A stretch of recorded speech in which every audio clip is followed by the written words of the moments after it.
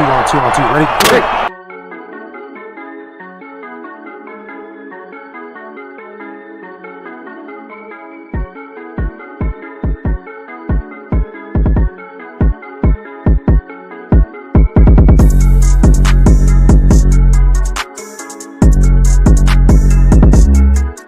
What is going on? What's good? What's the deal? We back. It's another fabulous Sunday, man. Excited about the weekend, man.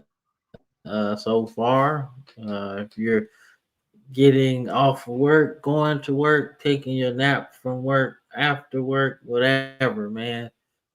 Happy you're here on this Sunday, man. We're gonna talk ball, man. We're gonna talk some sports, some football, some shit like that.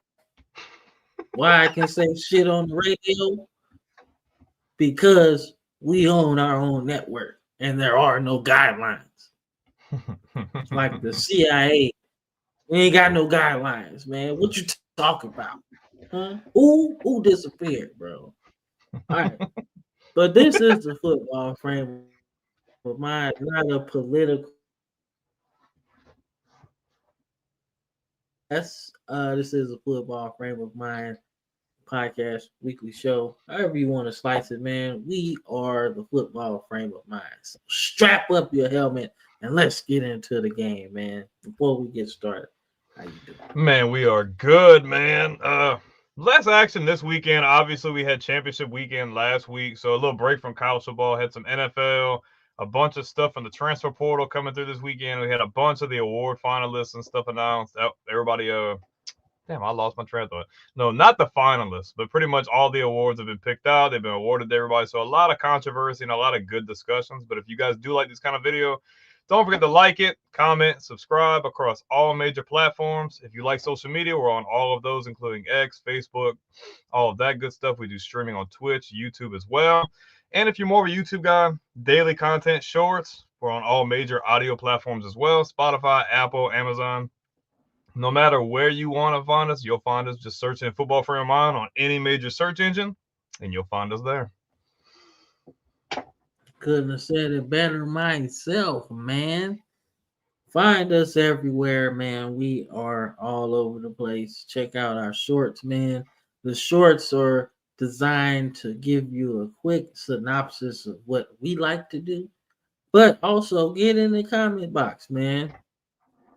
We love engaging and with the people that watch our show, man. We just football guys talking about football, nothing too crazy, right? So follow us everywhere. Enjoy the journey that we're on, man. 17,900 subscribers, all of you across the globe, because we know we got some people out there. We know we got some people in other countries that watch our show, man. So shout out to y'all. Where? I want to see, just out of curiosity, since we're live on the air. Live on the air, bro. Live on the air. Let's just look. Super live. So it looks like a lot of our younger people really like the show between the ages of 18 and 24. So some young cats out here checking out some football content on a daily basis. Cats. Shout out to y'all. We're looking at, we got obviously the United States of America. We have some people from right up north there in Canada. America. You got Canada. We got some people in the UK, Australia, Germany, and Mexico. So definitely got people all over the globe, man. We really appreciate you guys. It's really been popping, and y'all the people we should be thanking. Without you guys, we would not be here. Nah, man. We've been going hard, man. Let's just say that. We've been going hard with the shorts, man. Seems like 1,000 is our number. If we don't get 1,000 views on our shorts, something's wrong. So we are excited about that. We just gonna keep it going, man, so we can keep on making this money. You feel me? We trying to make this into our one and only job out here, man. And we're gonna have fun doing this with all of you guys, man. So we're excited. Let's see. I got some Happy Sunday, Brent. Yes, Happy sir. Sunday. Yes, sir. And he's Appreciate you from being there. Canada. Then we told you, we worldwide, man. Happy Sunday to you, man. Eduardo Hernandez. I Hey, feel like I know this dude. We gotta see. Hold but up. talking to Natty, yeah, we can kind of talk into that because I mean the playoffs are set, so you can kind of get an idea of who might win or whatever. But it's still up in the air. Yeah, that's the homie. Had to see who that was. Hold up. I had to see who that was. I was like, I know that name. I know that name somewhere. Hold up. Yeah. I have to see I had to say which account it was because it shows Facebook. So I had to make sure. Yeah, that's the homie, man. Army buddy. Yes, sir. Yes, sir. That's the homie. Yeah. So glad. Hope you doing good at Wardo, man. We only be on last name basis, so this is actually my first time actually seeing his first name. Just to be honest with you, man. It was fun, man. Love all them dudes, man. So and a lot of them support the show. So shout out to all my service men and women out there, man. Speaking of that, let's get into the show, man, because we had a whole lot to talk about. Man. Whole lot to talk about, man.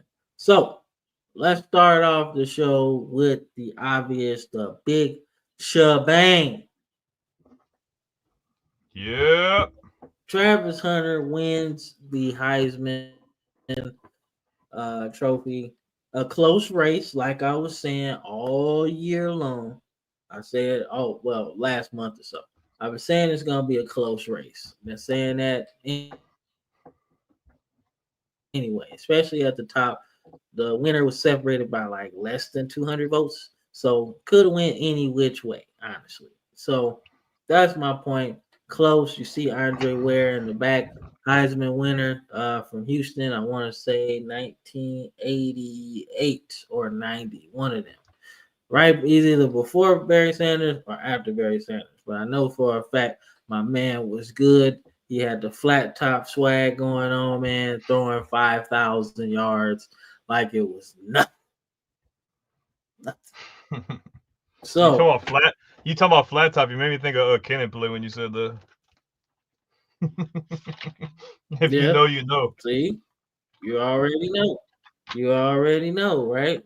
So my man's right here, Travis Hunter.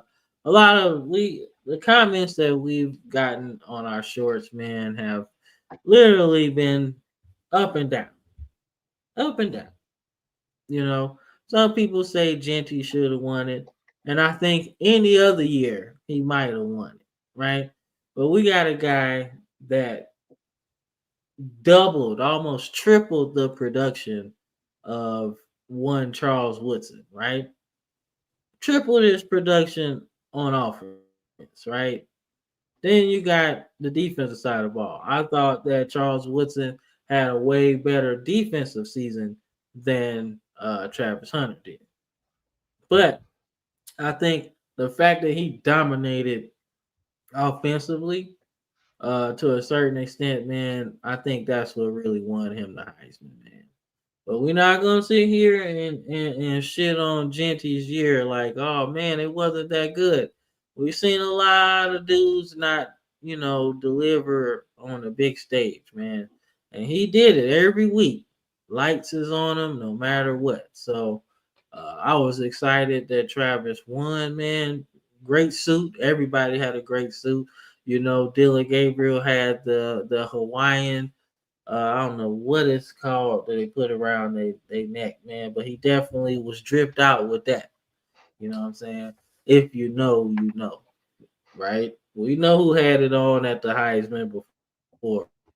We ain't gonna get into that, but we can because it's like a long time ago. Remember, Manti Te'o had it on, so Yep. yeah, And we can Marcus talk about it. Mariota too.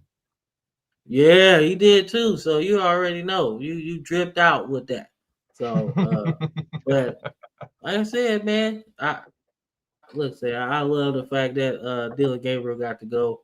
Because you can't have the best not the best quarterback, but the quarterback on the best team not go to New York. Okay, there's a lot of saying, "Oh man, Shador was better." Yeah, statistically, but let's be honest, Oregon was blowing people out. Okay, Mhm. they was blowing people out, and he didn't really have to play late in some games. So I think if you adjusted to where Shador played, it would have been better. Let's see. We Mm. got somebody in here. We talking. Andrew, what's up? I'm You better at better. what? Like, what are we talking about here? Nonetheless, man. What you think about Travis Hunter winning the Heisman? I don't agree with it. I'll just be honest with you. To say like Ah, I just feel like they forced it. Like really good season. Like obviously you can't sugarcoat it, but to say he was the best receiver, I don't think that's as clear cut as they made it seem. Cornerback, I thought he played pretty well.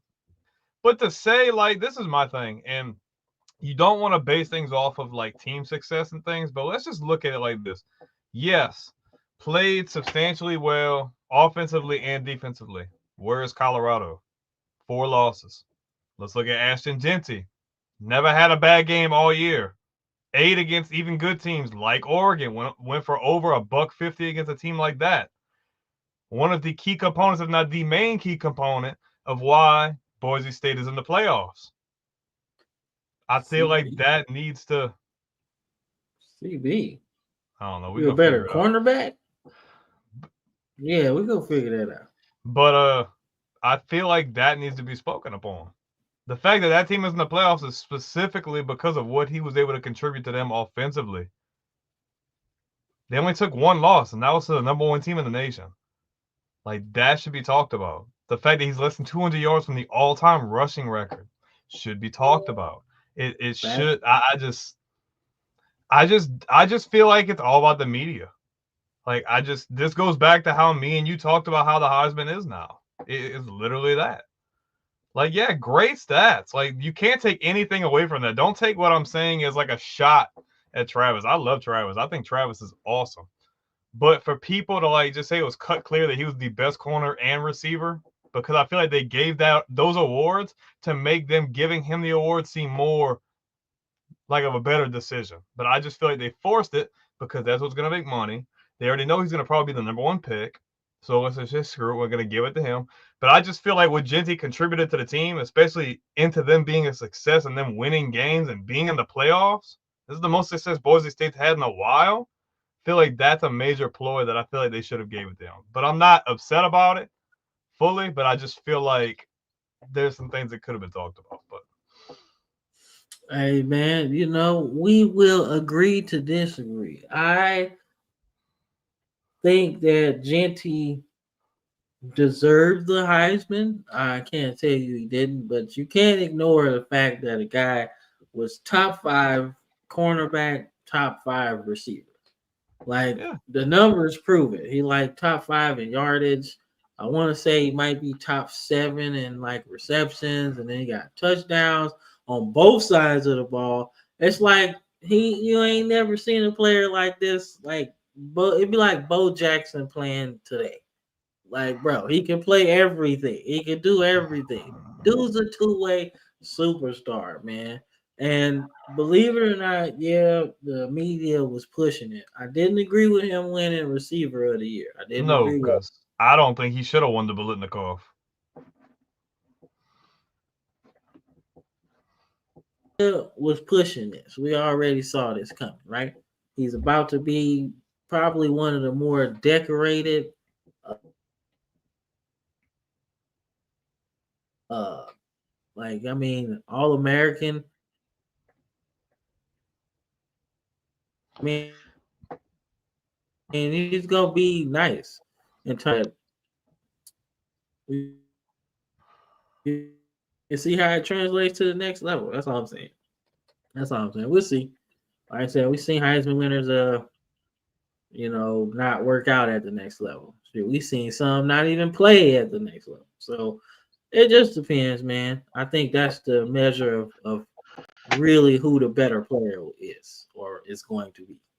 So we'll see. So we penalize him for not paying. Like nobody's penalizing dude. Nobody. We're just saying So that I feel when like you, Andrew's on the train that Gentry should have got it too. I don't know, bro. I don't know. I just I can't say that either one was more deserving than the other one because I'm like, yo, I like what Genty was doing, man. I do. I felt like he would win by a slim hair because of his team going to the playoff. And judging how close the vote was, it was a lot of people like me that felt like that was a big thing. Now the difference is the fact that my man's played both sides, bro. That's the thing. Had he done anything on either side of the ball, say he was a cornerback, he wouldn't get into the Heisman conversation. But his receiving was probably good enough to put him in the top 15 players on the list, right? Combine those two, you get a winner, man. Because he I mean, it wasn't that helps, bad at corner. He but wasn't that bad at corner. it helps when you have a guy who's a possible Heisman candidate quarterback throwing you the ball too. I think you should take that into account. Just saying. When Yeah, Genty's you carrying the can. entire team and getting them to the playoffs, I feel like that's a bit more valuable to me. You can, but it'd be the same argument that you have with Mac Jones and Devontae Smith. The Here's what quarterback it was is. Here's what it the is. I ain't quarterback arguing was about giving that. him the ball too. I just feel I'm like when just a saying. player can be at the position he's at and carry his team into the playoffs the way he has, I feel like that means something. I agree. I'm just saying, man. The two-way thing is kind of cool, man. It It's is, and kind that's of not cool, taking anything away from him. I mean, I have much respect. I man. don't know.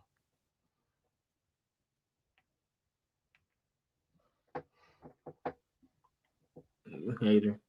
All right, let's talk jobs, bro. Let's talk jobs. Let's talk jobs. Coaching carousel, man.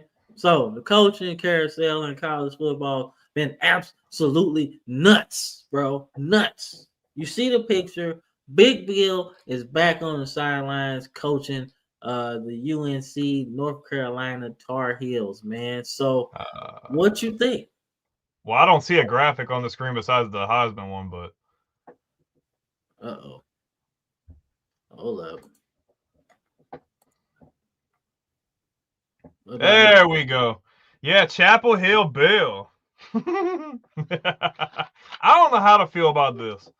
It's a toss up because you got to understand. Like I've been accustomed to seeing this guy on the sidelines for like the last 20 plus years. The college game is so much different than what the NFL is, especially in this age. I want to feel like he can be a success for the simple fact that college football has turned into more of a business, reflecting like a little brother to the league, being the fact that players are getting paid and such. I just want to know how he's going to do in recruiting and what's going to be like his pitch to be able to get guys to come to North Carolina, especially with the recent struggles that they've had, with how his tenure in New England ended. Like, how is he going to adjust from like obviously the pro game, into going to college, having to recruit guys, having to sell guys on his program, and I don't know, man. I think it could be a good fit, but I really need to see more and hear more before I can have like a really good opinion on this. No, I feel that. I'm in the same kind of thought process. I don't know how it's gonna work, but hey, I just like Big Bill coaching again. That's what I'm thinking. I think it'll be a good reset for him to really kind of think like, damn, all my assistants kind of suck. Man, Brian Flores, Well, McDaniels.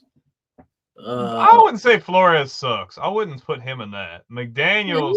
Terrible. I didn't like it, man. I hated it. Then you get like then it gets funky at the end. Like I Yeah, didn't think but it was that the other, good. I wouldn't put him there. McDaniels as a head coach, I would say that. Patricia as a head coach, I would say that. Freaking Joe Judge as a coach, I would say that. as coordinators, they're not terrible, but as head coaches leading a football team at the next level, yeah, horrible. So I would definitely agree with you on the rest of those. Done. But It's cool though. I just want to see his approach. I want to see like what his pitch is and like I don't know. I just want to see what the vibe is. I know it's not the SEC, but the ACC still a big deal. I don't know, man. That's a complete 360 from where you were at 2 seasons ago. You know what I mean? no, I feel that. Chapel I Hill feel Bill. Yeah, definitely Chapel Hill Bill, man. But next on the list, man, someone we know very well, Rich Rod. Rod. We said that. Rich Rod is headed back home to West Virginia. This is my favorite hire of the off season, man. Not the most eye popping, man, but it gives us '07 vibes, man. They was awesome. I feel like this is a cool hire. I know he got offense, man. I'm just glad he got his coaching career back on path to where this was an option. Because we know leaving Michigan, although it wasn't the best run, he honestly got pushed out of town fast. And Michigan was struggling to pick up the pieces. Let's just say that, until they got Harbaugh. So then he goes to Arizona. He's like one of the highest paid coaches, but Arizona is a wasteland in terms of football, should I say. Basketball, they're pretty good.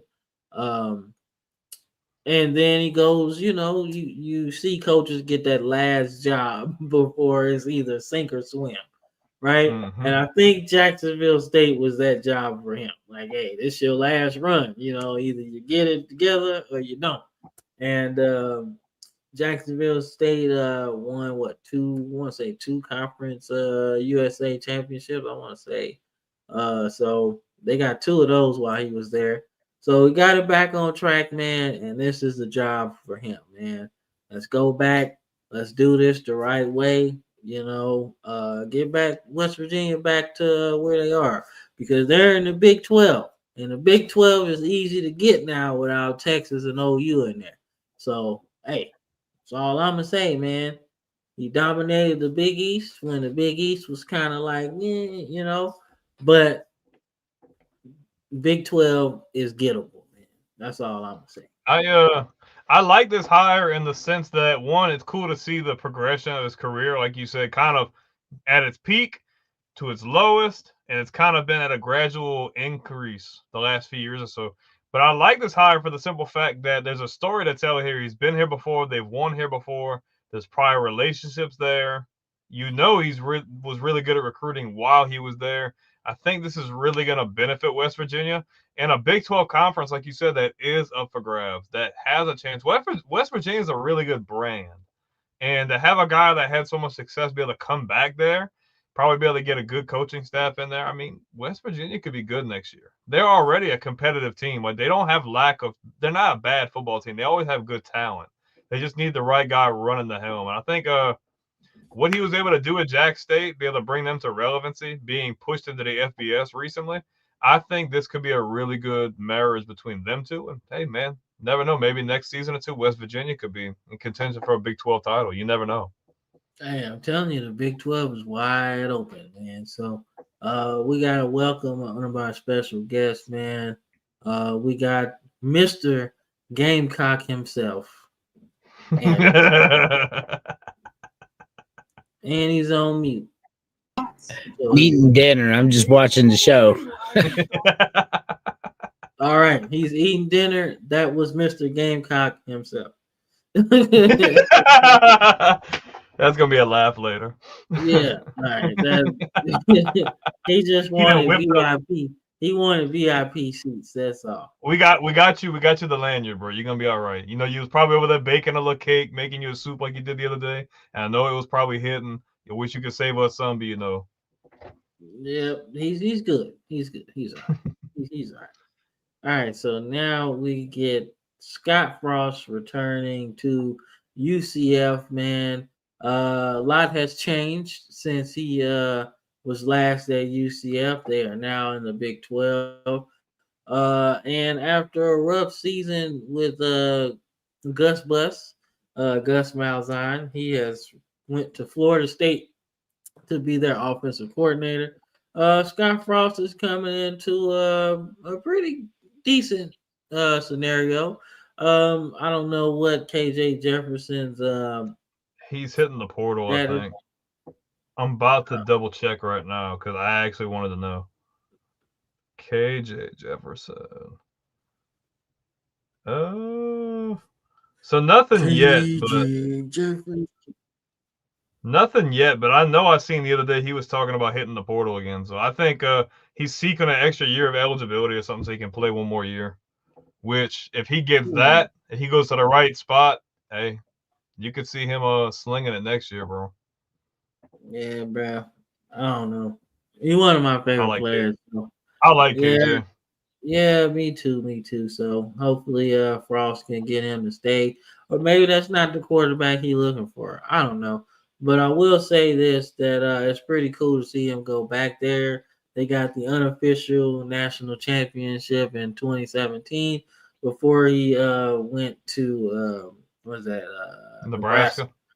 Yeah. So I felt like they gave him a lot of rope to use at Nebraska, but he was just a couple players away.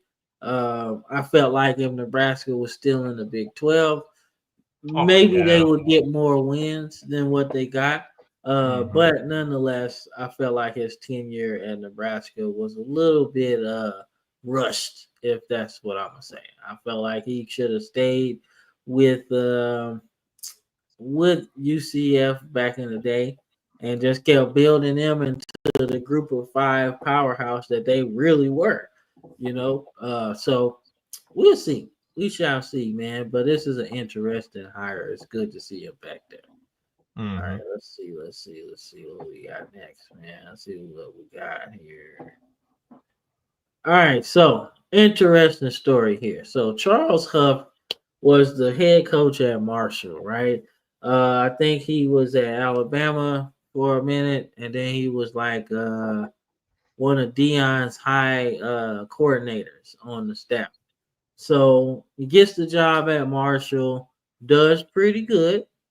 Got to do pretty good if you're getting the new job, right? Which is, I would say, a step up a little bit. I say the step up. Marshall or Southern Miss, which one? Because I don't think it's a step. I don't think it's a step anywhere. I think you just sliding across. I think they're pretty much the same caliber of program, pretty much in the same conference. Maybe they have a little bit better facilities, better assets, maybe you have better access to athletes. I don't really see this being a step up or down, to be honest with you. They're pretty much the same program, in my opinion. I think it's a step up. If it is, I feel like it's minuscule, but nonetheless, sometimes a change of scenery is okay. It's a minor thing. So, but the story is that him and the front office of Marshall really didn't get along, and he was like, yo, all right, I'm up out of here, but I'm taking all the players with me. Yeah, everybody did. And all the players went into the transfer portal. So expect this to be probably the best year Southern Miss has had in a long time. Because they're going to get a flood of new players, whether it be recruiting or the transfer portal. And it's a new era, man. So we'll see what Charles Huff can do. I believe this is his second head coaching opportunity. So if he can succeed here, maybe it's another job somewhere else waiting for him. Just like Fran Brown last year when we were talking about the coaching carousel. He was like at the bottom. Nobody was really worried about him. Like, oh man, he's just a DB coach from Georgia, and he just getting a job. Well, Syracuse won 9 games this season, so getting the right guy is important. Expect Marshall to have a We Are Marshall-esque season. Man, they gonna be ass. That's all I'm gonna say. Really good movie, by the way, but not really gonna be a good year. No, they gonna be pretty bad, In bro. my Matthew McConaughey voice. All right. Oh no, that's what they're gonna be saying. Yeah, some oh no. Oh no, you know. Andrew says Marshall's a way better program. I'm sorry, I don't watch that far back into the rankings, dog. That's like me watching what's that I'd game? probably say Marshall's had better like people make it in the NFL. I'd probably say. In Yeah, my opinion, I'd probably say they pushed out better athletes. Don't get me wrong, Brett Favre went to Southern Miss, but I mean, Marshall's had some good people too. I mean, freaking Chad Bennington, Randy Moss, Byron Leftwich. I mean, they've had some good athletes. they got some good players, man. But look how long that was ago, bro. That's a while. That was a while ago. We're talking 90s, early 2000s, bro. Like, dang, Marshall ain't done nothing in a long time. Now, neither has Southern Miss. Southern Miss ain't done shit in a minute either.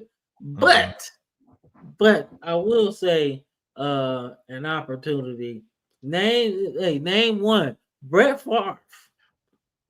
Wait. Are we just naming good Southern Miss alums or just a Southern Miss alum? Because I'm just curious. Name just one. I did. Frank Gore Brett Jr. Favre. Frank Gore Jr. Yeah, see what I'm saying? Good. Yeah, see? That's about it though. That's it, man. But I mean, Marcus Dupree went there though. He I was mean, nasty. he was all right. Yeah, he was all right. He was cool. He was good with Oklahoma, and then he had that knee injury, which kind of messed him up. But I mean, he was still a 5-star dude, though. That was a really good 30 for 30, by the way. Yes, it was, man. Because he came back and ran for 1,000, and then said, "I'm done, out of here. Leave me alone. I did it." He's like, "I'm done. I ain't playing no more. What's wrong with y'all, man? I'm good." They could have resigned him if he wanted to play for real. But he did real good though. You know, crazy how Barry Switzer did him though. Like they just was really messing with dude in the media, man. Like, god damn, is that bad, bro? You just left him alone. Oops. You know, he's a good player, man, but you know how Barry Switzer is. All right, so we got another man. Coaching carousel's been hot. I told you. Don't really have too much to talk about in terms of games. Only had the Army Navy game Oof. to really talk about. But Dan Mullen returns to the sideline after his spell with well, I have to say his prison sentence with ESPN. He's now a free man coaching UNLV, man. So I don't know how this is going to work. I already know if he succeeds, he's going to somewhere else. We'll see. I would actually love to see him at Florida State at some point because Oh, Florida, that would be you know, dope. that would be dope as hell because you get to beat on Florida every year, I or at really least try wouldn't. to. I wouldn't mind seeing him at like Mississippi State or something. Pretty cool too. Yeah, Mississippi State. Because wasn't Yeah, he there previously? yeah, he was at Mississippi Yeah, State. and they were relevant. They were good. Yeah, he was there with Dak Prescott. He was there with Nick Fitzgerald, who ran for like almost 1,000 yards. Dude was nasty. Almost 2,000 yards at Mississippi State. It So might be they were worth number something. one in the first playoff rankings ever. He had some success there.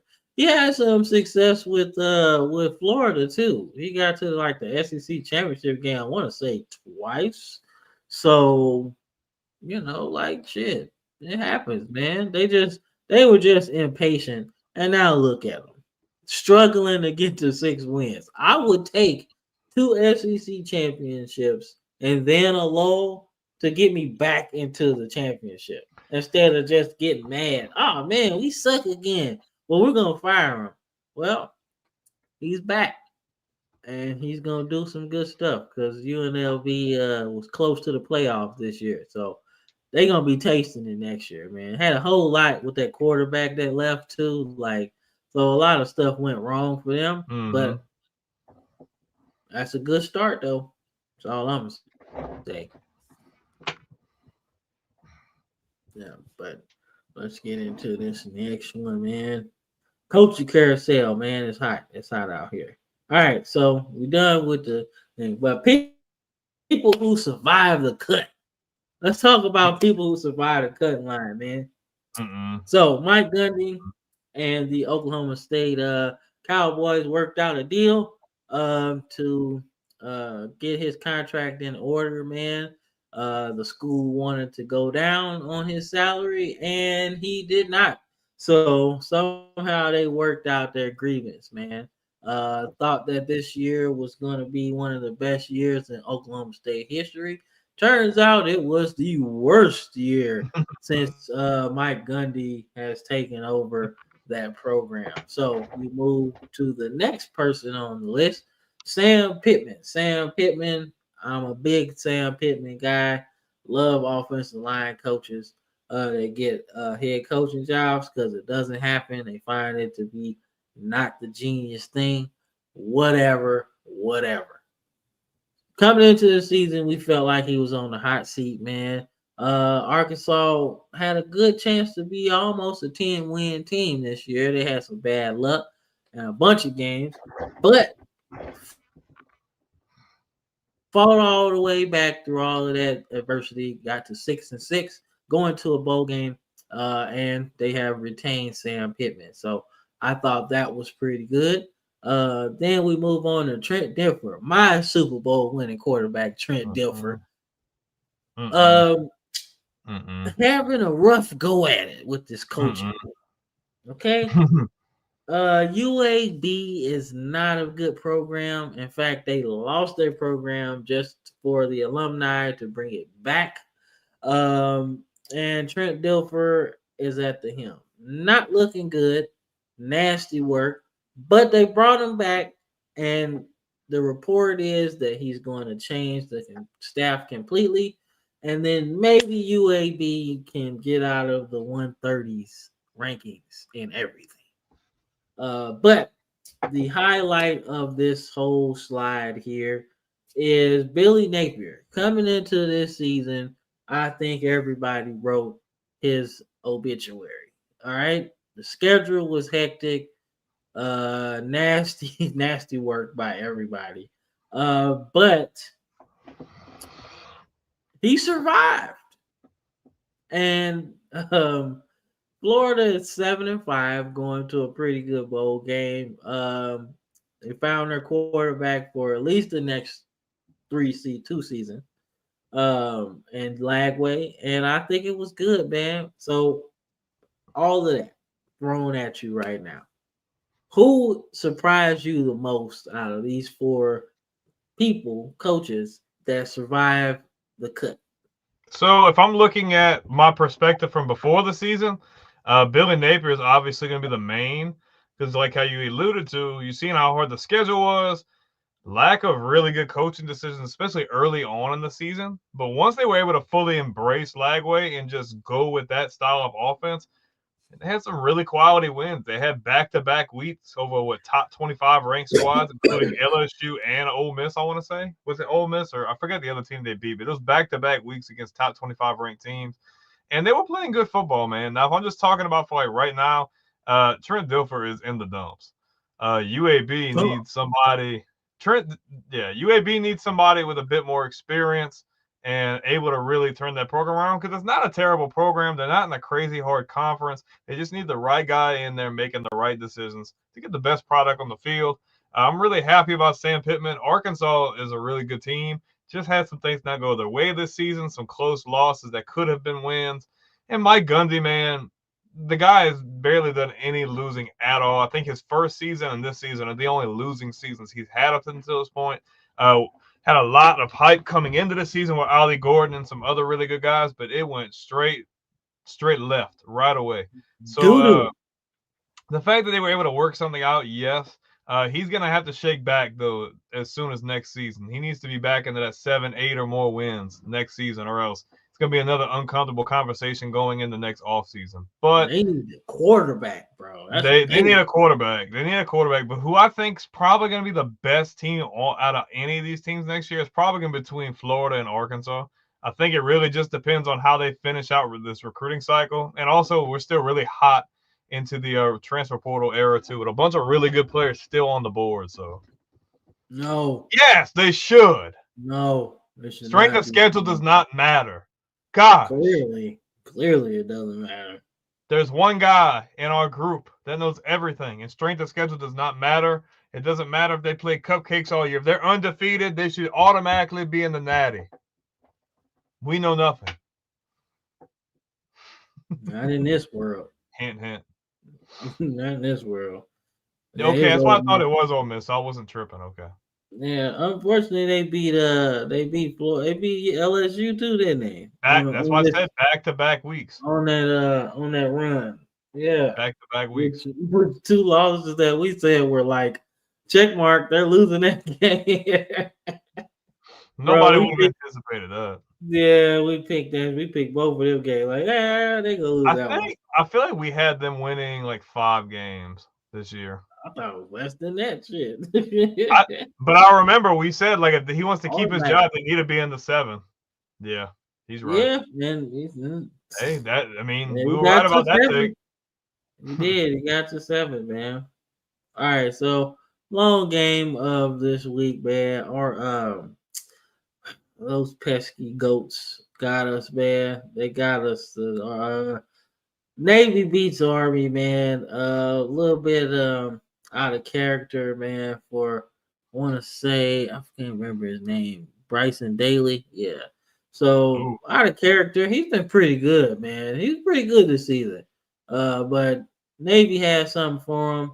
It sucks because I don't like Navy, but in a sports vacuum, because we all know same fight for both sides, so it's not necessarily no disrespect there. Just don't like Navy when it comes to football, man. But Army being the better team, at least if you're looking at the record, I'd be kind of mad a little bit. I was like, damn. Daly was throwing.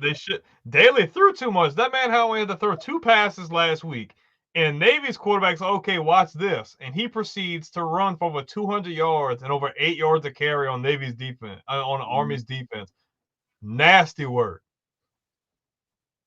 Yes, give him the Heisman, okay? We want mass chaos 2007. We got a guy on our team, man, that 2 people actually, I think. Yeah, says some crazy stuff sometimes, man, and that was one of his sayings. He says sometimes we're not gonna be mods. This is every day. This is a job in itself. Yeah. If you know, you know. Man. Army takes the L, Navy wins. So let's get into some bowl games this week, man. Pick some of the ones I thought were intriguing matchups, man. Don't really watch many James Madison games, so I'm tuned in to this one just to see James Madison show out a little bit. Boca Raton Bowl is always a pretty good one over the course of my life. Every time I've seen it, it's been a good game. Going against the Hilltoppers of Western Kentucky. What you thinking here, man? I mean, Western Kentucky's not a bad team with TJ Finley at the helm. Finished the season with 8 wins.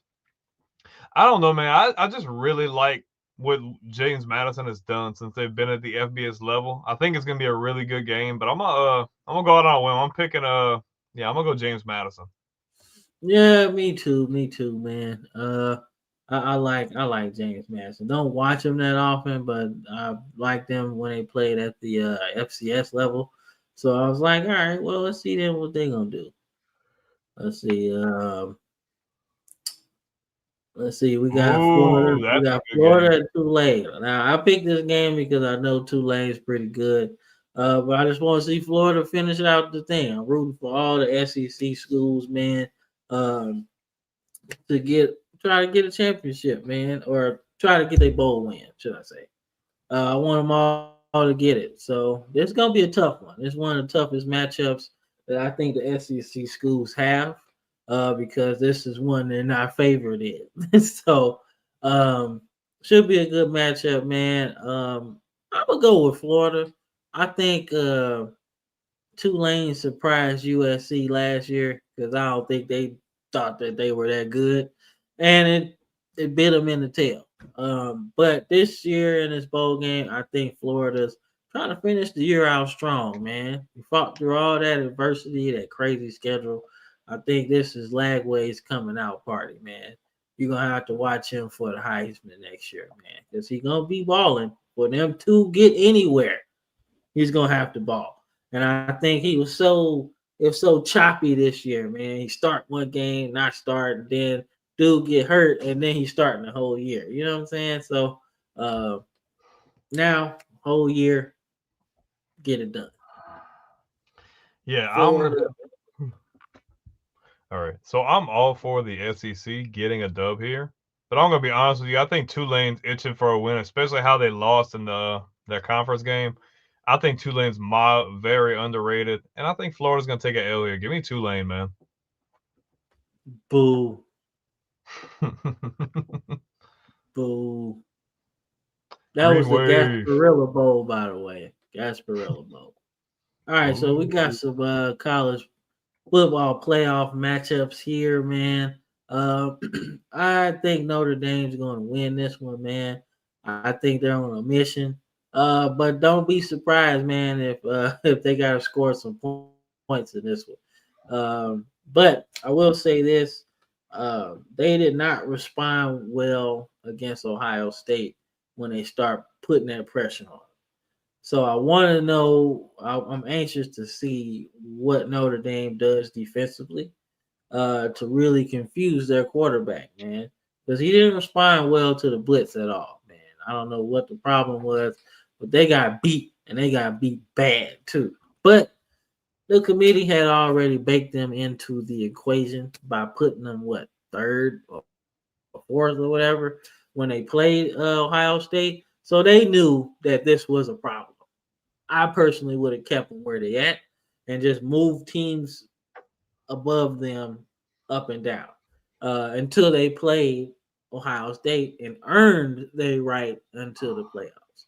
But they didn't do that. They just kept moving them up and up and up and up. Now, that's not their fault because everybody else was losing in front of them. So you can't just keep them out.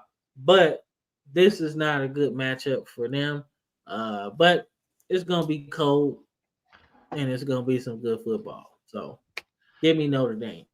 Yeah, so if we're talking about just losses, let's talk about Notre Dame's only loss coming to a MAC North and Illinois team. Obviously, they come a long way since then. We've seen up and down play from Riley Leonard. When he's been really good, he's been really good. When he's been really bad, they're really bad. I think this is Indiana's coming out party in the sense that I don't think they're going to allow that kind of pressure from this Notre Dame team. I'm not sold on Notre Dame. I'm never sold on Notre Dame because they always get ranked high. And then when they get in the spotlight, they always freaking shit the bed. I'm just saying. They always find a way to do it. No disrespect to Marcus Freeman. But I just don't see Indiana allowing that kind of pressure to get on Rourke this game. I think they need to open things up because when they were able to run the ball in Ohio State, they looked really good running the ball. If they give Rourke any kind of time to throw the ball, he will pick them apart. I'm taking Indiana, bro. I'm not sold on Notre Dame. Indiana's only loss is Ohio State. Notre Dame's is North Illinois. Give me Indiana. Man, we're gonna agree to disagree on that one, man. I don't think this game gonna be close. I think it's gonna be nasty, bro. It's gonna be nasty. Guess we're gonna see. Yeah, we gonna see. Hold up, we got a comment here. Let's see. Andrew says Indy's gonna kill him. You hot. I guess we're gonna find out. When's the last time Notre Dame did It anything probably substantial? is, but I We'll don't see. see that being close. I don't. That's one of the matchups where you got to show me. You have to show me because that's an ugly matchup, man. But you know what else is ugly? This one for Penn State. This one is ugly for Penn State. You can't you shouldn't be playing this team, bro. Not right now. Rhett Lashley, the head coach of SMU, has them playing fast. Yeah.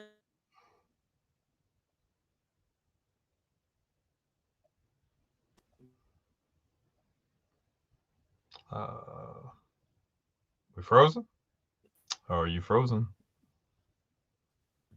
Oh shit. Yeah, I hear you now. I didn't hear anything you just said though. Andrew, let me know. Okay. So Penn State's in trouble. I think SMU wins this game, man. I think they play entirely too fast. And Penn State showed that they can score against Oregon. But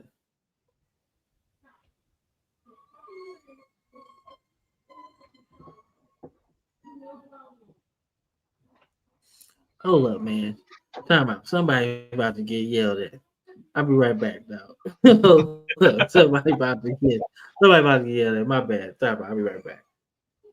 Oops. Fix my thought for me.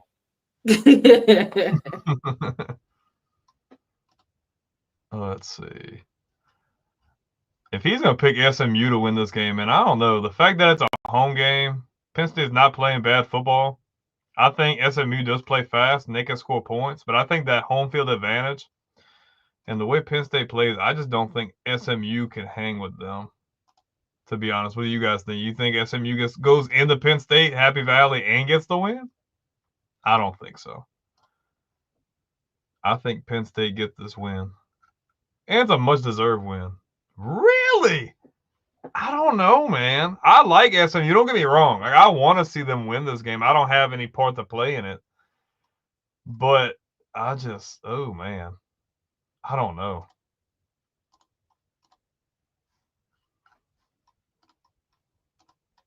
I don't know.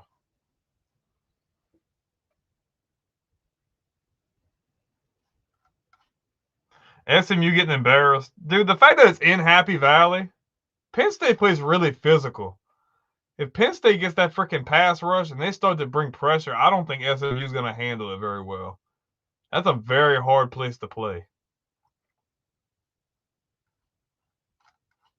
Yeah, let's go ahead and do that, Andrew. We're going to take a short commercial break, and when we come back, we'll finish up talking college football playoff talk, and then we'll get into some NFL games over the weekend.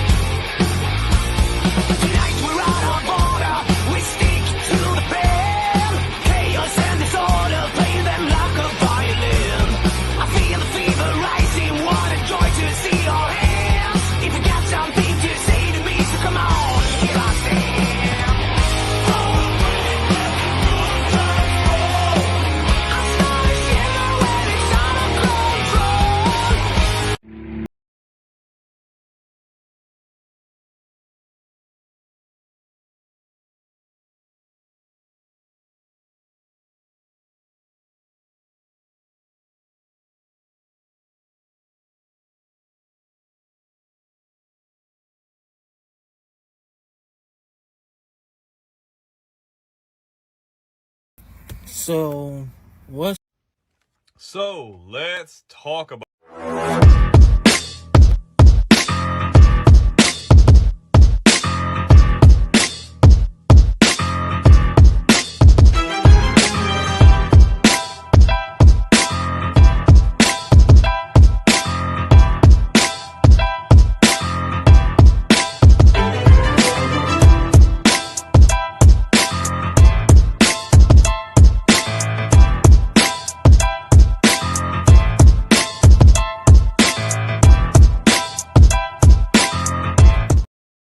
All right, we back. We back. I had to take care of something, man, but we back though. That was our commercial break.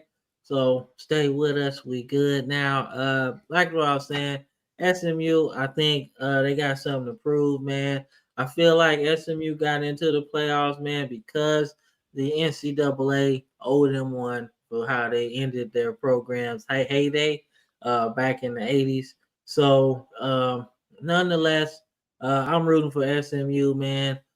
Pony Express. That's for me. So I hope they get Penn State, man. But nonetheless, I think Penn State's depth might cause a problem. But I feel like if they can score and score quickly, they'll be all right, man. So this is how I look at it. If Drew Allen doesn't play turnover football, Penn State's going to beat the brakes off of them. I'm sorry. This is in Happy Valley, one of the hardest places to play in the country. SMU is not accustomed to playing in this kind of environment. Penn State's very physical, and I think they have a really point to prove, especially having a damn good season, finishing 5th in the rankings, man. Playing competitive with Oregon and Ohio State. I think they have a point to prove. SMU's a good team. I think they can score fast. But I think Penn State's going to look to rile that quarterback up, bring that pressure, and really shake up that offense and make them slow down. I've got Penn State. All right, no, ain't nothing wrong with that, man. Should be a good game, man. All right, so this is probably difficult to see for people watching, man. But we got Clemson going against number 4, 13, I guess in the official rankings or whatever. But we got Clemson and Texas going toe to toe, man. I'm going to go Clemson actually. I want to see all the SEC teams win, but I think Clemson might get this one, man. Because they just playing a different style of football, man. Like now, they playing different. Something about it. In that ACC title game, it felt a little different. It felt like they figured something out. I don't know what it was, but they figured out, in my opinion, how to be more balanced. And maybe it was just a competition, and I could be wrong, and this pick just blows up in my face, man. But I really like Clemson in this one, man, because against Georgia, I didn't like how Texas looked, man. They just looked lethargic. And in a championship game, you ain't supposed to be looking lethargic, man. And they just looked slow. They weren't explosive like they were, man. So I'm actually gonna go Clemson in this one. I know I'm probably gonna be wrong. I really would like to see Clemson win this, man. Andrew will probably be like, nah. nah. Let's see. Nah, Andrew's on my side. Clemson wins. Yep, see? And this is a South Carolina guy, by the way. I feel like this game could go either way. Okay, make sure. I feel like it could go either way. Clemson hasn't shown me a whole lot to be impressed with. I mean, yeah, they pulled out the win against SMU, and Texas has been kind of up and down as well. I think this is just really going to come down to really who wants it more in depth. I think Texas has pretty damn good depth. They played pretty good ball most of the year. Oh, man. I'm going to go out on a limb. I'm picking Texas, man. I just have a feeling they're going to put something together. I don't think they're going all the way, but I think they beat Clemson here, but not by much. All right, no, I ain't mad at that. Let's see. Let's see what's next. All right, so this will be the last college game that I really wanted to do the whole week, like we would do on a normal show, since we got bowl games spread out throughout the week. So I wanted to get the pretty good ones, man. They got a lot of college football playoff matchups too. But nonetheless, we got Tennessee and Ohio State, man. I really like Tennessee in this one, man. If they can run the ball, I think Tennessee can get them. Because even though Ohio State got all of them players, they ain't really meshing for real. And Sampson for Tennessee is pretty good. And you know, it's got to be Tennessee got to have a good running game if I'm going to pick them. Okay. So I like teams that run the ball, and Tennessee can do that. So I'm going with the Vols in this one. Cam goes Tennessee, his arch rival outside of Auburn. Wow. Yeah, I'm going to be honest with you. I'm going Tennessee too, bro. I just like what Tennessee's doing. If they're able to run the ball in Ohio State like they've been running this year, with the arm strength and ability of Nico and a pretty damn good defense from Volunteers, man, I like what Tennessee does. I've got Tennessee by 3-7. Andrew agrees. Tennessee by 3. So, like I said, you got to move me to pick a rival. Like, you gotta move it. So we got our NFL part of the show, man. So if you're sticking around, thank you. Give the video some likes, man. Uh, give us some likes. Love the interaction. And keep on following us, man. This is a football frame of mind on the Billings Sports Media Network, man. So, lack of a better word, man, fuck with us. Fuck with us. Fuck with us, bro. Don't be shy, man. We just talk about football. We ain't trying to get in your business. We're not gonna continue. What was it last week? The what was it, the love triangle frame of mind podcast or something? It was like a dating show. Yeah, we're not doing that, man. We all right. He's like, stay away from love circle, love It's like, triangle. hey, wait, I wanted to watch football, man. Like, what is What I this? signed up for? I ain't subscribed to this. Like, I'm taking it back. Nah, man. But let's get into the NFL side of things, man. This is the current, well, before today, playoff picture, man. So what you thinking? A couple teams took some losses here or there, so it's gonna look different tomorrow after all the games are played. But coming into Sunday, this is what the playoffs look like. Who's your biggest surprise, and who are you surprised not in there? So, I mean, the biggest surprise of teams that are going to be in there, I mean, pretty obviously, if Washington finds a way into the playoffs, that's a really good year one under Dan Quinn. I expected Seattle to struggle this year, and Seattle's playing really well. Tampa Bay, I'm surprised they're in there because they've been really up and down all year. Honestly, Detroit's obviously a really good team. We didn't know Minnesota was going to be on the train this year. And Green Bay, man, they're sitting at 9. I feel like the NFC was a little bit more clean cut. The AFC got a couple surprise teams in there. Nobody anticipated Denver to put everything together this quick with Bo Nix. They're playing really good ball. The Chargers are finally relevant that Jim Harbaugh is there. I didn't anticipate Buffalo to be as good as they are this year, but the AFC East is hot garbage. Yeah. I didn't anticipate them to be that good. They lost a lot of pieces, but they have learned to, I guess, be like the Chiefs in the sense that winning with less is more, I guess you could say. Houston, I'm surprised Houston was this low of a seed. I anticipated them to be better this year, and Baltimore has kind of slid a little bit going towards this tail end of the season. But for the most part, like, the teams don't surprise me. The things that surprise me the most are like the seeding. We all anticipate Kansas City was still going to be good, but they're like the worst one-loss team in NFL history, especially from an offensive perspective, for sure.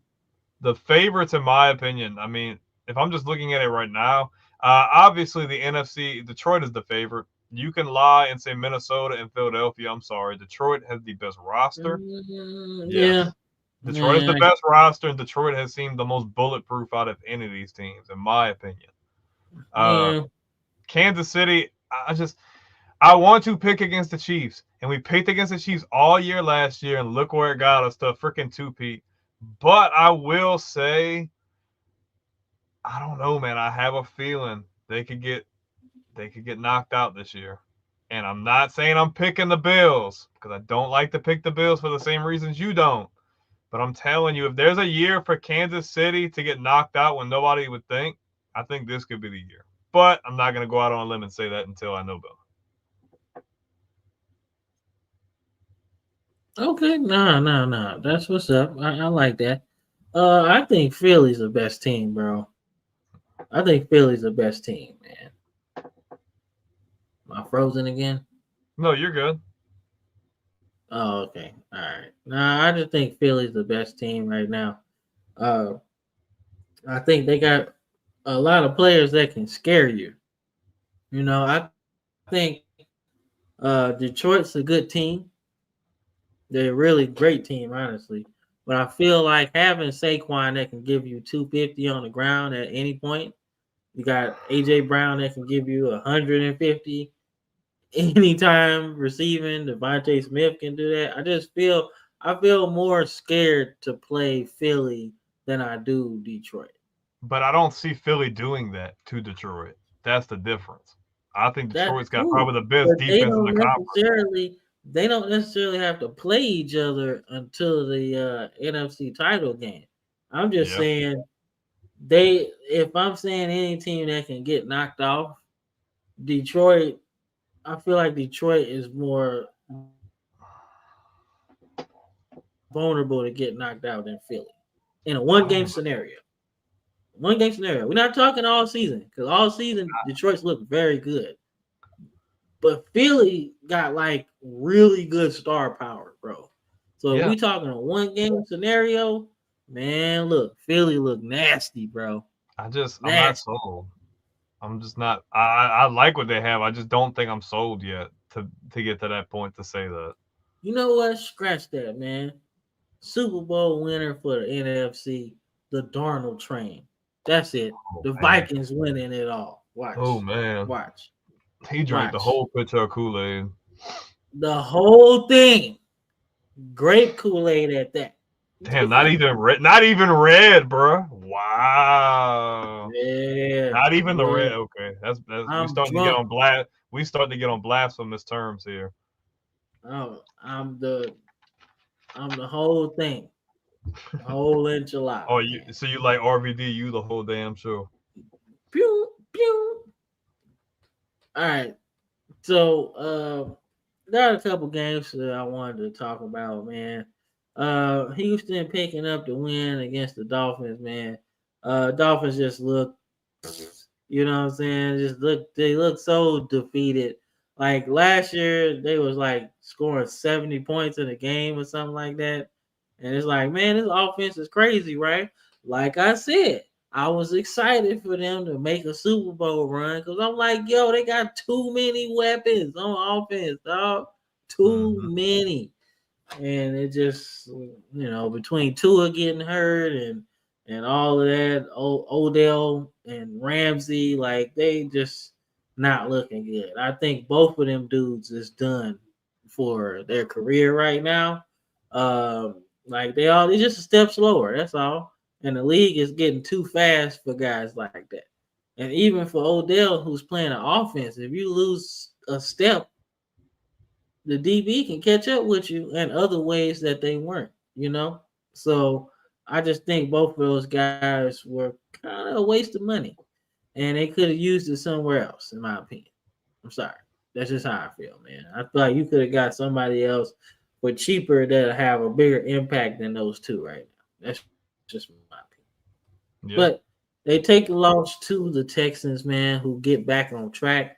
CJ Stroud still struggling a little bit to find his consistency because I believe that's 18 for like 28 or something like that. 18 of So 26. Yeah. yeah, so not perfect, but they got the job done, and that's what you're supposed to do, man. So they still alive in the playoffs by far. They gonna make it. But they got some consistency issues Mhm. as well, man. Yeah. I mean, this is an ugly game. My Ugly bad. game. No, you're good. Houston just. I would hope that they can get it back on track for playoffs, man. I think when the playoffs hit, I think this team's gonna pick it up in the high gear. I think they're just kind of in like this la la land right now, just trying to hurry up and get to the playoffs where they can kind of play up to their potential. But I don't know, man. I could see them maybe stunning a few teams, but they need to show me a little bit more before that comes. No, I like that. I like that. So we got the Thursday night matchup, man, with the Niners and the Rams, man. So it's looking like it's a two-horse race in the NFC West right now. Hmm. Not sold on either team that's in contention for this thing. But the Seahawks look like they can give you more on defense than the Rams right now. You know what I'm saying? And that's gonna be the difference. And don't get me wrong, I like Kyron Williams getting his 100 yards that game, but the Seahawks got Kenneth Walker and Charbonnet, so that's like 100 yards apiece. That's scary. They got some dudes on the outside that looking like Legion of Boom 2.0, right? 6'4" corners or whatever, right? scary, right? So I'm just looking at Seahawks like, man, I really kind of like what they doing, right? Has nothing to do with this game, just throwing it out there for people that want to know that the NFC West is going to be very tough this year. But Rams get the win here, man. Stafford, not too much, does his job. And they win a close one, man. This is one game I probably would have been like, man, this is really cool. Love defense, low scoring game. So, but what you think, man? Well, this year's a wash for the Niners in more ways than one, between CMC going down and lack of a better term for horrible play from Purdy on and off the season. You had a guy walk out mid-third quarter. The 49ers are in disarray right now. This year's a complete wash. The Rams are overachieving once again. I don't think anybody anticipated them to be in the spot they're in, just like we said last year. But I will go out on a limb and say I do like the weapons and things that the Rams do have on offense. But Seattle has good weapons on offense as well. And I feel like you said, the difference maker is defense. I really like guys like Tariq Woolen and guys like they have on the line. And I think Seattle's a really talented team. So I think it's going to be a close race, but I think Seattle's going to put the things together. And I think Seattle probably wins the NFC West when everything's said and done. All right, won't get no argument for me, man. All right, so we gotta talk about your teams, man. So let's talk about the Saints, man. Close loss here, man. But they've been looking really more crisp every game I watch. Yeah, I mean, they gave Jake Hayner the freaking start today because I think they had seen struggling from Rattler, but it looks like Hayner was playing horrible. And they threw Spencer Rattler in there and didn't play the most better, but he was able to get the ball in the end zone. But when you're playing against a guy like Jaden Daniels, it's going to be hard to win. They only lost by 1 point. Daniels had a pretty good game, ran for over 60 yards, over 200 yards to the air. A 1 point loss, man. Look, the Saints are in this state of, look, we just want to see what we have going in the next season. Well, I guess they're going to figure out whether they're going to retain Rizzi as the head coach. Or, in my opinion, you should hire a new GM and you should go with one of these younger guys as your head coach. I feel like there's a plethora of guys who are coordinators who'd be more than willing to step up. I just feel like you need to get all remnants of the Sean Payton era out of New Orleans. I think you've been holding on to it for too long. And I feel like their GM, Mickey Loomis, has done a horrible job with the salary cap going back historically. You just need a breath of fresh air in there. Like the owner, obviously, well, not Mickey Loomis, Gail Benson, they're trying to make moves. They let go of Dennis Allen when a lot of people didn't think they would. I think it's just time for them to start fresh, man. Get rid of any remnants of that you have left and just start a new era, man, because it's not a terrible market. It's not the biggest market, but you still have talented players. Go out, get you a new head coach, get a new general manager, and just go from there. Yeah, I think it's time to start over, man, as well. I think that the Saints are in need of a fresh start. Mm-hmm. But if I'm looking at the Commanders, this is a perfect start for your new regime. Mm-hmm. If you could go back to the Redskins logo, that would be awesome. They're But talking nonetheless, about doing that. They're actually talking about reinstating the logo. that'll be cool. But that's just the icing on the top of the cake right now, right? Mm-hmm. Cherry on top, I mean. They look good.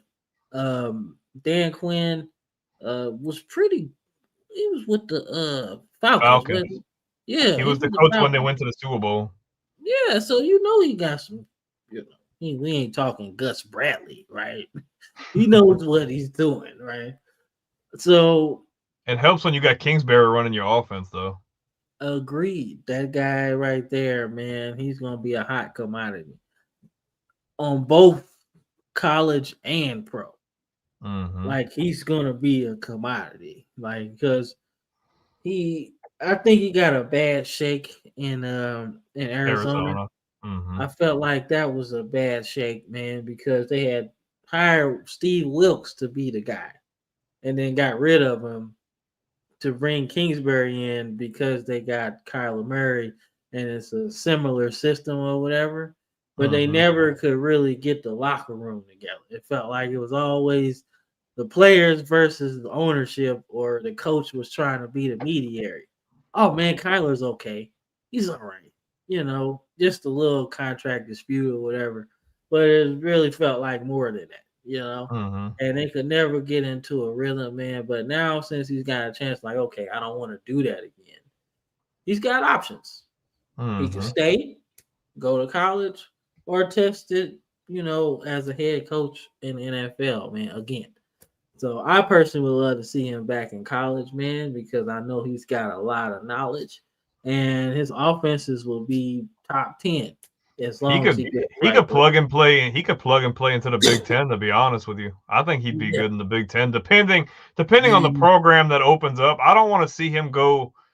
I want to see him go. If he goes to college, I feel like you need to see him go into a Power 5 conference. Like you need to see him go into the Big Ten, maybe even the ACC. I don't think the SEC is going to really have any openings. I could see something maybe in the Big Ten or the ACC though. I love to see him at Iowa, man, fixing their offense. Oh my gosh, they would be passing over everybody. Oh my gosh. I agree. They'd be like, what in the world? Hey, if anybody from the Iowa podcast are watching, you guys should be asking for this. That would be, oh my gosh, that is a great idea. Because y'all play defense. Y'all be able to freaking throw it with the best of them at that point. That's a crazy idea. Telling you. The best thing that happened to Iowa since Caitlin Clark, bro. If they let him go there, that's a wrap. Like, man, people will stay up past halftime, that's for sure. Like, man, it's really boring, man. There's no offense. Not with Kingsbury there. That would have been nice, bro. Nice. Could be. So I would love that, man. Go somewhere new, somewhere different, man. All right. You gotta talk about your teams, bro. Don't worry. My team's on here too. So let's talk about your Patriots, man. Drake May figuring it out every day, working hard, trying to be a better NFL quarterback every day. So I don't put this loss on him. Stats a little short this week because Arizona just decided to have 8 people run the ball in the game. So I couldn't get it all, right? So nonetheless, your team takes the L here, man. But what did you learn about your team in this game? They just need help on defense. Now we're getting into an era of this is kind of foreign territory in the sense that New England's defense isn't what it used to be. You have holes. You have some bright young players. Obviously, you have some guys like Christian Gonzalez and so on. But you need help on defense. And Drake May needs more weapons on offense. He's working with what he's got. And he's not doing a half bad job, man. His completion percentage is 19 for 23, over 200 yards. He's doing the best he can with the weapons he has. I think the biggest thing is getting him a solid number one, whether being in the draft or free agency. I would love to see a guy like T. Higgins go to New England to play with Drake May. I think that would be an awesome fit because he would feed him like crazy. That's reported. That's reported. Yeah, it is a possible landing spot. You have decent backs on the roster, but I think your biggest thing is I think you really need to address him getting a solid number one. I would love to get Higgins there, and you really need to attack defense on the in the draft, if not in free agency. But I mean, look, I didn't have high expectations. I kind of figured they were going to put up a little bit more of a fight against Arizona. Arizona's not a horrible team. They've overachieved this year. They just don't. New England just needs help on defense because I'm telling you, if you give him a weapon or two, they don't even have to be even the greatest weapons. But if you bring a guy like Higgins in and you draft another guy, they have good receivers in this draft class, and you at least get somewhat better on defense, this team's going to probably be sniffing into the 6 to 7, maybe even 8 wins, especially with his progression through the season, having an entire season and off season to work. Yeah, I think they'll be better next year, but we need some help. No, y'all do, man. Like I said, but it's cool. You gotta start over. It doesn't matter. Like the team is in a bad shape, man. When you lose such a good quarterback and such a great coach, it's rough.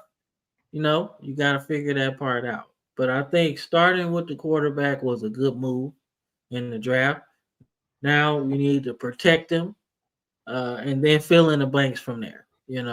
I think if you're looking at a team like Jacksonville, I'm pretty sure they would love to not do the draft over in terms of taking Trevor Lawrence.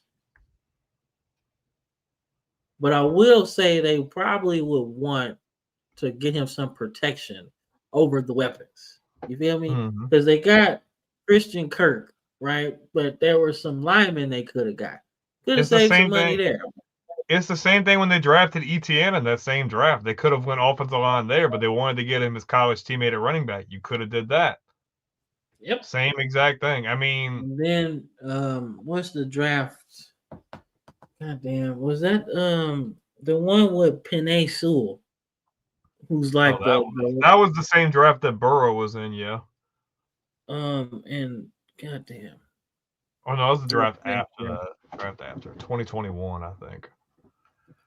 I was trying to think that maybe the draft would when they picked Walker over Hutchinson.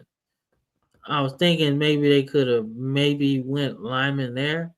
But either one of those wasn't that the same draft that Sewell was in? I'm pretty sure. No, I think that was after that. Hold up, because I'm pretty sure that was 2021, and I don't think Trevon Walker's been in the league that long. Now, I think Jacksonville should have been addressing the offensive line, my opinion. But they did let a couple of really good guys on the O-line go, so that didn't help. Because they had Scherf, Brandon Scherf, I think, and they let him go. Yeah. There before Urban Meyer. Like I feel like he was there for a while. So I'm looking at this draft, right? Let me see. Can't ever get the thing right. All right. There we go. So Trayvon Walker went first. Hutchinson went second. And then you had Stingley and Gardner go third and fourth. And then Thibodeau went, fifth to the Giants. Mm-hmm. So I'm thinking if you're going to draft a guy, but you had just drafted T-Law, I think the year before, if I'm not mistaken. So you drafted him the year before. If I'm them, I'm taking Evan Neal from Alabama. You get your quarterback, then you get your lineman right afterwards. Because when you think about impact players, you can find those, but you need to get those cornerstones together. Get your quarterback, get your lineman, get you a leader on defense, preferably a middle linebacker or a top pass rusher. Mm-hmm. Now, they chose to go pass rusher, which was cool, but not the one you should have got, in my opinion. No, definitely not. I wasn't even that high on him. This is no shade at Trayvon Walker. I think he's a talented player, but there's levels to this. Dude was surrounded by how many first round draftable players on Georgia? Mm-hmm. And don't get me wrong, Michigan had a lot too, but not as many as Georgia. So when you're looking at a guy go off, it's like, damn, okay, he going off. Mm-hmm. But if you're on Georgia and you're like, oh man, he going off, that just looks like another day at the office, in my opinion. So I felt like they kind of got a little tunnel vision when it comes to like, oh well, he was the best player on Georgia's defense. Nah, bro, it wasn't like that. It wasn't like that. Not in my opinion. They had a bunch of dudes, but I think the baddest dude on the team was Jordan Davis in the middle, and Jalen Carter like in the middle too. And Trayvon Walker was just another dude, in my opinion. Like, I don't know. I just felt like they could have went offensive lineman there. We could have protected Trevor Lawrence blind side, and then we could have figured out everything else. But I believe Urban Meyer was drafting, so there you go. I kick my players like when they're not looking. I kick them. Yeah, I kick my kicker. Like, bro, really? How would you do that? Like, come on, man. That was embarrassing. That was worse than Petrino, in my opinion. Yeah, that was way worse than Petrino. That Way was worse. bad. That was bad. That makes Petrino look like a stand-up guy in that situation. Bro, at least he typed him a letter. All Woo. 50, all 52 players got 53 players at the time got a letter. I'm pretty sure the training staff did too. And Arthur Blank probably got one express mail. Oh gosh. I don't Hey think he man, cares to remember that. Arthur Blanks had it rough, man, as an owner, man. Your It's franchise Atlanta, bro. quarterback gets busted for your best player gets busted for dog fighting. Then you get a 28-point lead or something in the Super Bowl, lose. Y'all not supposed to make the Super Bowl in '98, and you get boat raced by Denver. Like, bro, come on, man. He's had it rough, bro. He's had it rough. Then you sign a quarterback for a bunch of money, and then draft a quarterback who's just as old, almost as old as your starting quarterback. Because Penix is like 27, bro. Hey, but I like me some Michael Penix. So I think that wasn't a I bad do move. too. I do too. I Hindsight, just felt like I didn't agree with it. I think we both had them taking like Dallas Turner there, and he ain't did nothing this year. He's played like freaking cheeks for Minnesota. But I think we both had them going defense in that scenario. But I mean, hindsight might not be a horrible idea because Magic City Kirk is looking like he is gone and out of commission. So Michael man, Penix might be the option. he had way too much fun. That's what it was. He sure did, bro. They done snatched his Man, chain. man, Peaches at the club had him throwing too much money. He in a deficit right now. He got to recoup all of that. He's tough right now. He's going through it, man. But nonetheless, man, we reached almost the end of the show, so we gotta pick our games, man. Just the games that I thought was really cool, man. So we got Denver going against San Diego. Not San Diego, We Los wish. Angeles. The Chargers. Don't get my hopes up like that, okay? Like I thought we No, were back sorry, a little while. man. I'm Come sorry. on, man. They don't have Qualcomm Field anymore. Like, come on, man. You're breaking my heart here. I'm stuck at a different time. I'm stuck Well, at a well, different time. well, I'm sorry. well. When all The Cam LA plays, Chargers. is Madden 06 and Madden 07, it's not a surprise. What's up, the second? Yeah, well, it's not a collective channel per se on our particular channel, but the Villain Sports Media Network, that's a collective channel, man. Yep. So, where are you watching? You watching on the Football Frame of Mind page, or you watching on the Villain Sports Media page? Which one? Let me know. But thank you for the comment, though. So, who you got in this game, man? You really bummed me out. You said San Diego, bro. Yeah, my bad, dog. You bummed me out. This is a really cool matchup. One, it's an interdivisional matchup, which could have possible playoff appearance on the line. Denver has played surprisingly well, and the Chargers are playing really good, man.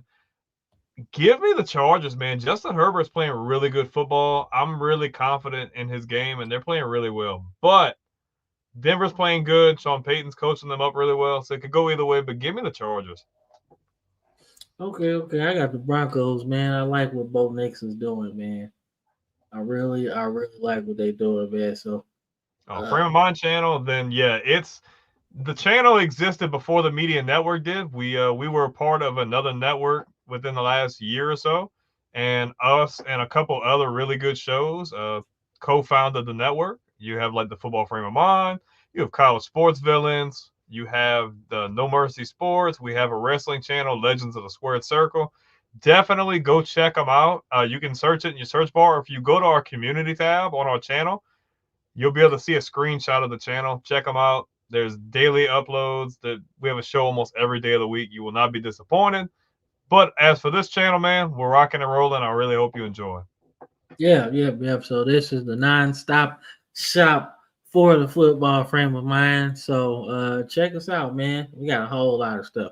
I don't know if you want to go back a year and watch some of our older videos. The content's good. The quality, not so much. Yeah. Quality Great is like content. quality's like 1970s color TV, bro. We just Damn, bro, figured. I was gonna at least say Windows 98. Golly, bro, you sending us into the Stone No, it was bad, bro. It was like 70s color TV, bro. We was trying to figure that shit out. Straight got the CRT. aluminum foil on the antennas. That's how bad it was. Got to go outside on the. You got to send somebody on the roof to fix the antenna to make sure you catching the game. Yeah, in the middle of a snowstorm. I was gonna say a hurricane in Louisiana, but that works. Yeah, nah, we good. Yeah, Denver. I got Denver winning for sure, man. It'll be a good game though. I wouldn't be surprised if they do win. I just like what Herbert's doing. Let's see. All right, so got a little bit of revenge here, man. So Baltimore is taking. Man, I didn't put Baltimore on the other one. I sure wanted to put that game on there. I forgot that. Okay. I forgot to put Baltimore on the other one when we were talking about the scores. I forgot to put them on that one. My bad. It's okay. But I probably did. But my computer be acting up sometimes. Probably time for a new one.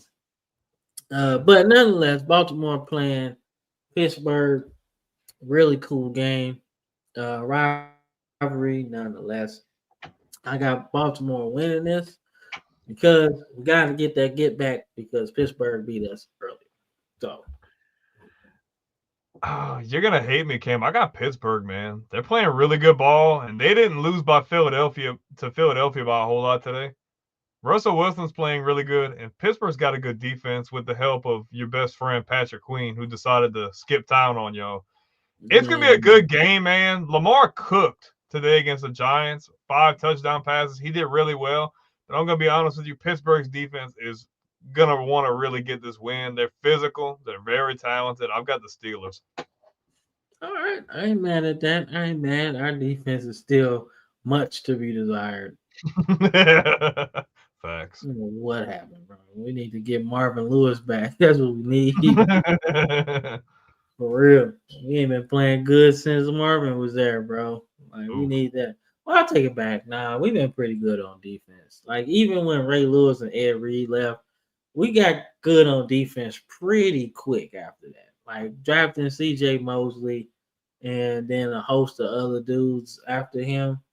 He was just supposed to be the cornerstone. He was never supposed to leave and go to the Jets. Never. He was not supposed to do that. Oops. He should still be with the team right now. But he wanted that bag, man, and Ozzie Newsome wasn't going to give him that. Like, shit, I can draft 4 of you. We'll figure out. Somebody going to be better than you. Hey, look up later on and get Queen and Roquan Smith in a trade. So, there you go, But Eagles and Commanders, man. I like the Eagles, man. I like the Eagles. I like their defense. Like, it's really coming together, and I like it. I like what they're doing. They got a lot of pieces, man. And Cooper DeJean is becoming a pretty good player already. Yeah. I like what Washington is doing. Possible playoff team, but I'm going to be honest with you. The Eagles defense is playing an entire 180 different than what they were last season. They're actually playing to their potential. They're utilizing their depth, and the offense is nasty. They're not overusing Jalen Hurts' pass game. You have a guy, Saquon Barkley, that can take over the game and take a lot of that stress off, man. I would love to see Jaden Daniels and crew get the dub here, but I've got the Eagles as well. They just have a little bit too much, and the Commanders just don't have as much experience with this much pressure on them than the Eagles do. Okay, no, I ain't mad at that. Eagles get the win here, and I believe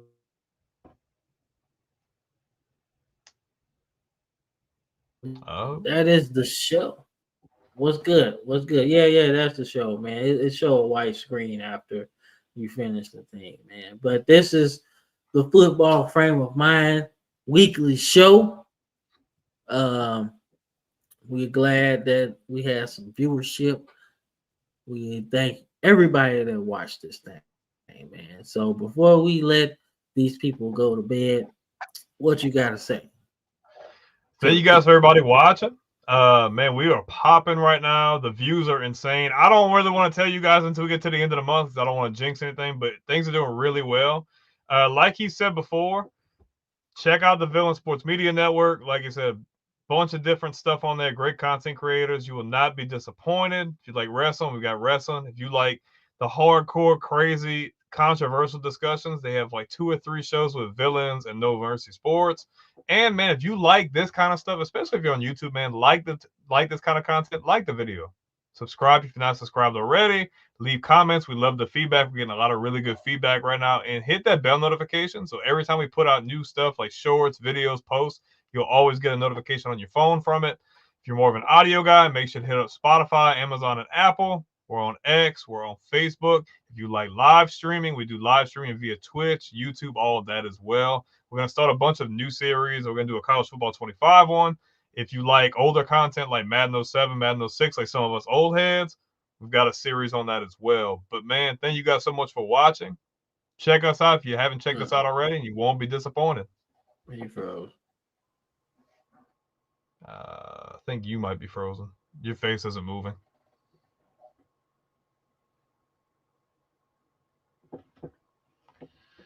Well, we might have some technical difficulties, guys.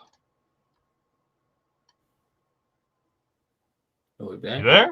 Yeah, you good? You were frozen. Yeah, it's probably me. It's probably okay. me, bro. But This Wi-Fi like I said is terrible. before, it's okay. It's all right. Things happen. But, man, like I said, if you like this kind of stuff, check us out. Check out all the other cool channels. Every Sunday, 8 p.m. Eastern time, daily uploads on our end. Check us out. You will not be disappointed. I couldn't say it better myself, man. I'm Cameron. This is Brandon, or whatever side he's on. Peace out. Catch y'all on the next one, man. Peace.